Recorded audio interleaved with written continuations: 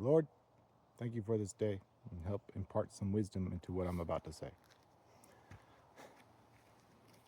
Going through some Bible reading, Galatians, first part of Romans, and just listening to Paul.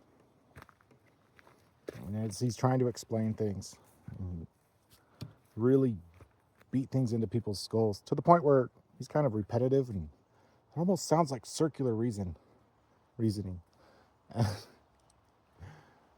don't know where I'm at in Romans. It's like 8 maybe, where he starts talking about the sin of his flesh, and it kind of keeps going on about if I do what I don't want to do and I don't do what I want to do, and man, this guy is smart, but what is this? Okay, tactics of the enemy. Hold on. So Abraham believed God, and it was credited to him as righteousness. I heard that a lot. Abraham believed God. Okay.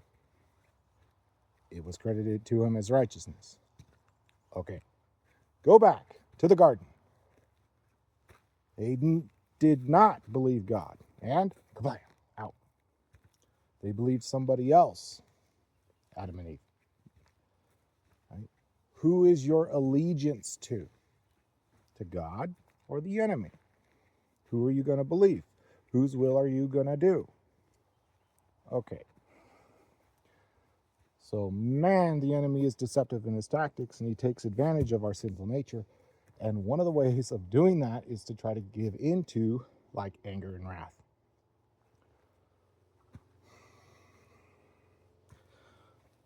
Do you know how many arguments you get into in your life where you find out that it was a misunderstanding, it wasn't intentional? It's like people you love and love you back. Some rip roar and fight or something stupid over a perceived slight. But like, what happened? And I'm starting to catch the enemy red-handed. He gets in your head, dresses up as that other person, and you start having an argument with the enemy in your mind. And if you know a little bit about like levels of anger, any sort of anger management type stuff, it might start as a mild annoyance or a frustration. But if that keeps going and keeps growing, it takes on a life of its own that can lead towards, different levels of anger, yelling and screaming, or violence, or murderous. So the enemy wants that. God's like, no, you guys got to live peaceable and kind with one another, right? So what's going on? You're having an argument with the enemy, right? It's one of these verses like even Satan masquerades around as an angel of righteousness. There's more backstory that's not in the Bible, but it talked about even Michael, the archangel, discussing the body of Moses. At some point, just stopped and said, "May the Lord rebuke you." Because at some point, you understand that, like, the enemy is just trying to get you riled up. He knows right from wrong. But if he can get you to do something stupid, he gets his way. So it's like arguing with somebody about whether or not the grass is green or blue or the sky is green or blue. And it exists out there that as long as they can keep telling you that the grass is blue and the sky is green, and it infuriates you, that they're going to keep doing it.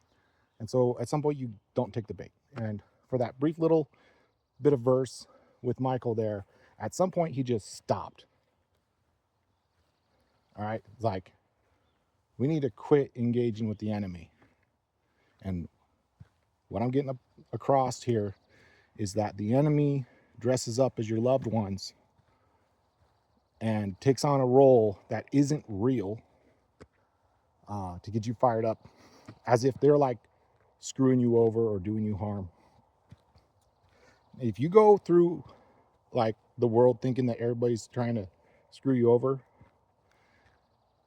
and then you act on that, you're going to screw yourself over. Because like, if nobody's doing you harm, then you're doing harm in response to something imaginary. Maybe the heart and the mouth, the mouth speaks what the heart is full of. So, how you look at the world. If you're looking at everybody like they're out to get you, then you're like attacking before being attacked. Or you're biting people and nobody bit you first. So you're acting like an animal for no good reason. Right?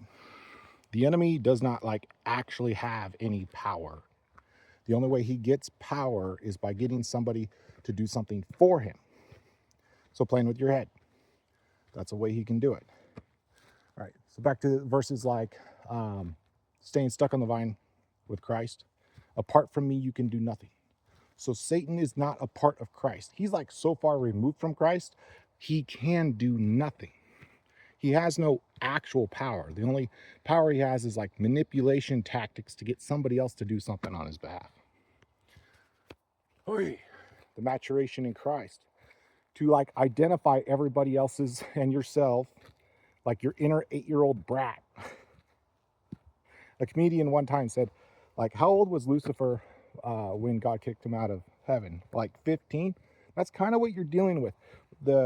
If you're not in Christ and Satan is so far removed from Christ, where's the maturity? There is none. There is no maturity. So your authority of being in Christ has so much more maturity than Satan. The only problem is he's got a lot more experience than you.